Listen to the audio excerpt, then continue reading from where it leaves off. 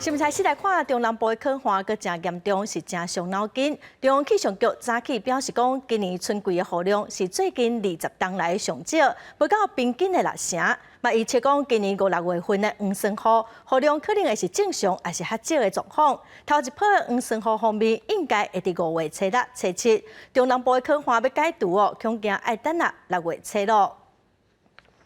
中南部的酷花啥时阵通结束？中央气象局表示，估计头一个方面上紧5月初6左右会到台湾，但是整体雨水量无济，可能要到5月底、6月初才有大规模的黄霜雨水替中南部解酷花。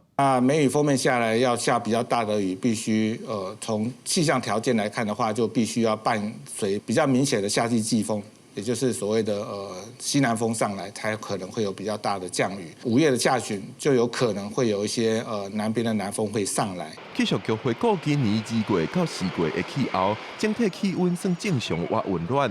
雨水的方面，除了4月下旬因为风面影响，中部雨水较侪以外，2月甲3月拢较大。至于今年春季的雨水量统计是史上第4少，无到正常数字的6成，但是估计今年黄霜雨季雨量接近正常。所以这种年纪变化差异还是蛮大的。那目前估计起来呢，我们今年呢应该是还蛮接近气候正常值的。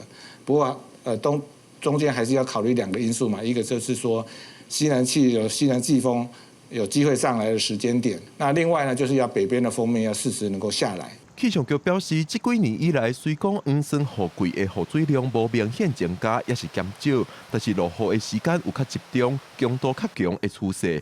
另外，今年黄霜雨季出现大范围落雨的时间也有较延前的趋势，也是呼吁民众爱珍惜水资源。记者郭本长随台北报道。